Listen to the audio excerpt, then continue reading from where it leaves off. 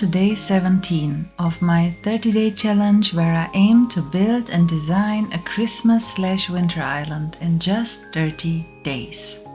I can't use Nintendo Online or the DLC, but I am allowed to time travel and we have some goals. So guys, for today we have big plans. But first let me quickly show you an update on the entrance. Since yesterday I did add some decorations and flowers and those stone circles on the ground, but somehow I still feel like it's missing something. However, this isn't our concern today because today we are expanding the museum. I am super excited to finally get all of the fossils in order and complete the whole museum build at least 80%. The plan is to continue the walkway from the beach to the back of Bladder's tent and create an exit. The entrance also needs a lot of work and I want to add something extra after that. But first, we have to do what is always the most annoying thing before you can decorate something. And that is to clear the area. It might be time to rethink my pocket space because having less than 20 spaces did make this all the more tedious. Most of all, the flowers did get a little out of control and I am always thinking, but what if I suddenly need 20 white lilies? But I did trim down the flower selection a lot, and as long as you have at least one type of flower, you can always multiply them by watering and time traveling. And I didn't address this yet, but as you can see, I also changed up my outfit. I got the urge to look like a Christmas tree. And there are so many cute winter outfits. I am just bad at changing them up.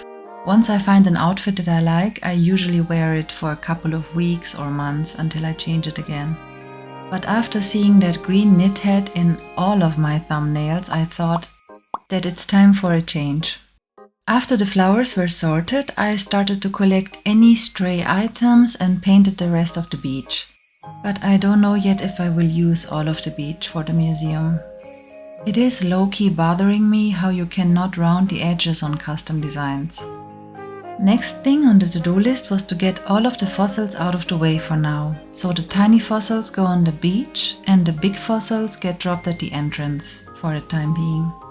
Since we talk about not being able to round the edges on custom path, I just decided to use the normal wooden path for the area on the snow around the museum tent. Initially, I thought it would bother me to use two different wooden paths, but I am happy that I can at least round those edges and I don't think it looks that odd.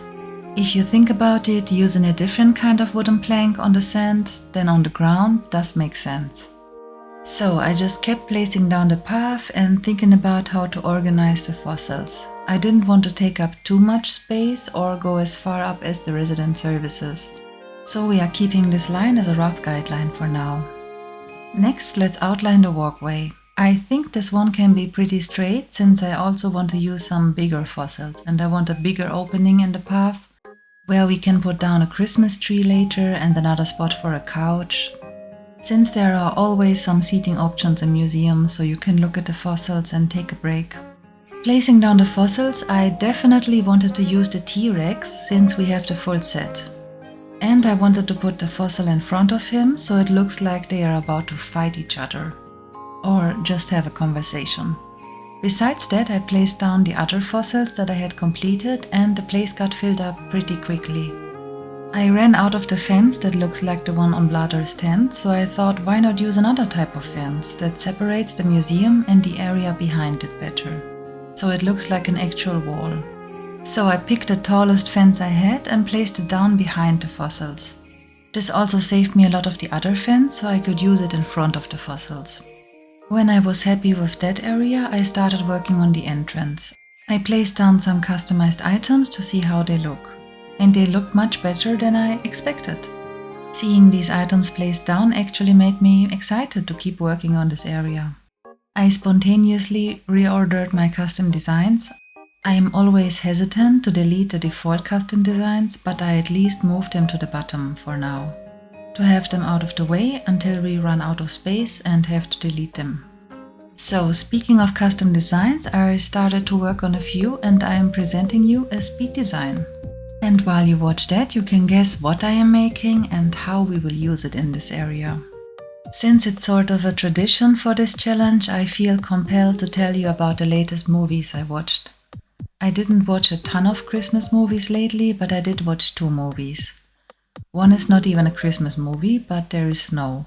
So you could argue that it is at least a winter movie. And that movie is Groundhog Day, a movie from the year 1993. An absolute classic in my opinion. It's about a self-centered reporter that has to relive the same day over and over again. This is kind of random, but movies that have the premise that the main character is stuck in a time loop and has to relive the same day over and over again until they break out of it in some way is one of my favorite movie premises. I have seen at least 10 movies like that, and it never gets boring for me. But besides that, I also watched a cheesy Christmas movie called Grounded for Christmas.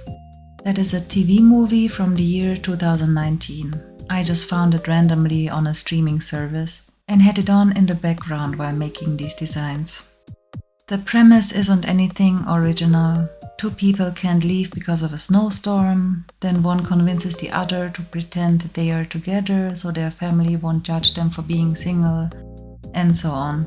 That's more of a mindless background noise movie, but I have definitely seen worse. So, as you can see, I made a little mat that Brewster had in front of his counter, where you get your coffee to go. And I just had to make a mini Brewster. Somehow I thought he would be bigger, but he is still cute in this size.